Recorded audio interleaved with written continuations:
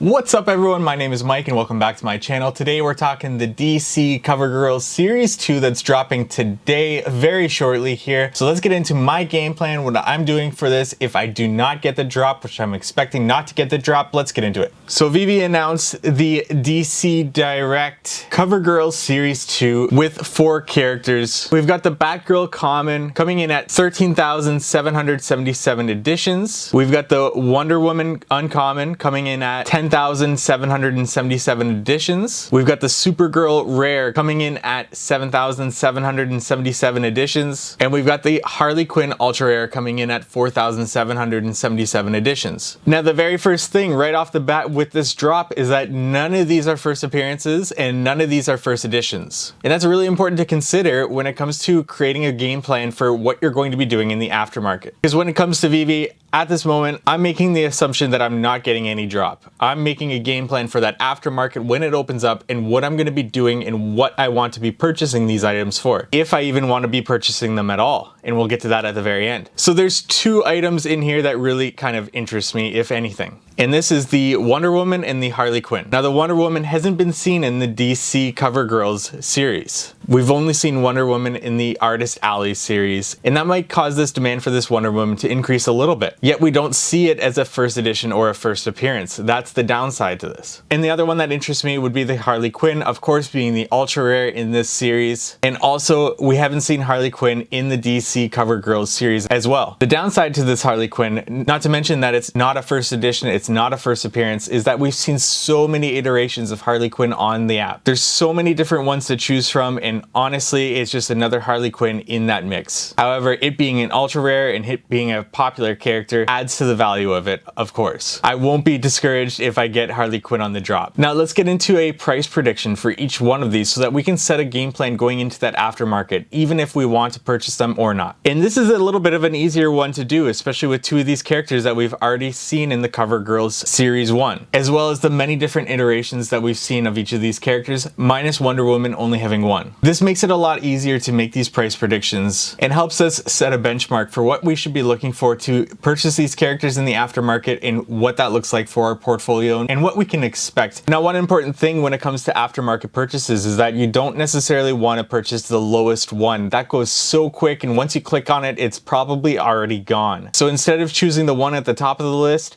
maybe choose the one closer to the middle if it's still in that price range of what you are looking for to get it at. So for example, I was trying to purchase the Marvel Mighty's Spider-Man, but I was clicking the very top one. By the time I go to buy it, it's already gone. Yet in the end, where that price ended up going to, I would have been very well off to go about 5, 6, 7, even 10 items down on that list in the aftermarket and try to get that one, because less people are likely trying to get that one as opposed to the very lowest price. But this still comes down to setting your benchmark, what you're comfortable with purchasing these collectibles for, and sticking to that. You don't want to make a poor purchase because of fear of missing out on that purchase. And especially with these ones where they're not first appearances, they're not first editions, we can be a little bit more flexible in terms of waiting on these and seeing where their prices go. There's several other editions, first appearances from these characters already in the app, and you can kind of take a look at them and see if you're comfortable purchasing them at that price. Or you can see where these new ones land in the aftermarket, how they sell, and just wait a little bit, have some patience, and see if you're comfortable with purchasing them at that price. So when it comes to BATGIRL, we've seen 2 different iterations of BATGIRL. We've seen the first appearance of the DC CoverGirl Series 1, and that one actually is a common as well with a similar amount of additions to it, and it's selling around 250 gems. However, the one that I'm going to compare this to is the Uncommon BATGIRL. It actually has less additions at 8,888, and it's selling around 70 gems in the aftermarket. So when I'm setting that price prediction for this BATGIRL, I'm going to say around 70 to 100 gems for this BATGIRL is what it's going to land at in the short term. Of course, this isn't financial advice, but I do think that all these collectibles will go up over time on the app, but some more than others. And I'm going to say that this BATGIRL of this Series 2 CoverGirls is not going to go up drastically over the long term. So I'm going to say it's a hard pass on this BATGIRL for me in the aftermarket. Now the Wonder Woman does interest me a little bit because we've seen a first appearance of this Wonder Woman, but this was the DC Artist Alley version version, we haven't seen a CoverGirl's version. Still, it doesn't get a first edition. And the CoverGirl's one was a common with 9,999 editions. That still comes in at slightly less editions than this Wonder Woman, and it's sitting at 1,000 gems in the aftermarket. So with no first edition, no first appearance tag on this Wonder Woman that's coming out in this CoverGirl series, I'm gonna say it's gonna sit somewhere around 250 to 500 gems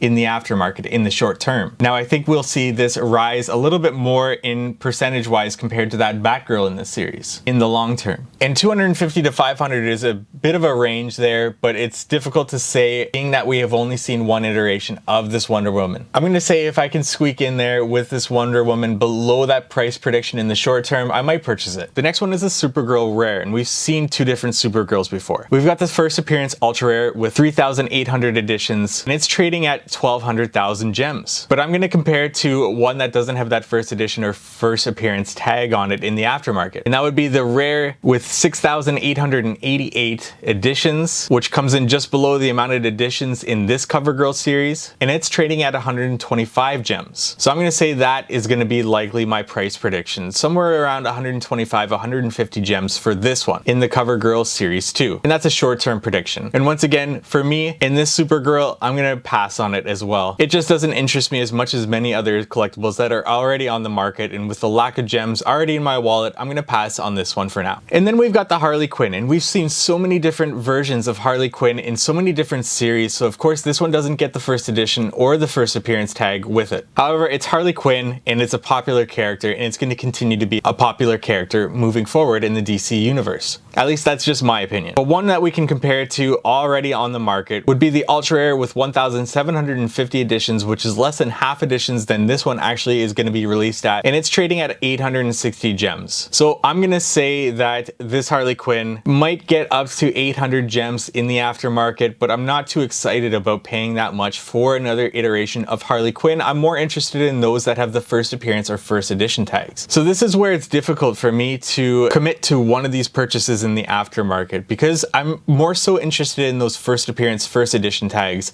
I think these are all passes for me unless I see one very much below my price prediction for that short term. And even if I do pick one up, it's going to be a short flip. I'm not going to hold it for the long term. Like I said, first appearance, first edition, that's really what I want in my vault. And I'm willing to pay that premium for them because I think those are going to go up at a higher percentage compared to the ones without those tags over the long term on VeVe. Especially as we see other NFT collectible platforms come available and start to license more DC characters and create their own NFTs around them. Having that first appearance, first edition tags is always going to be important moving forward with your collectibles. I'd love to know your opinion on this. I'd love to get your thoughts on this as we get closer to this drop. Leave it in the comment section below. Let me know your thoughts on each of these characters, whether or not you are going to be going for them in the aftermarket, and your thoughts behind my reasoning for this. Again, this is not financial advice. You shouldn't listen to me. I'm no expert. I'm no guru on this. You just happened to find this video, and I thank you so much for watching it till the end if you did. And if you got something out of it, please give it a like and subscribe to our channel for more. Thank you so much for watching.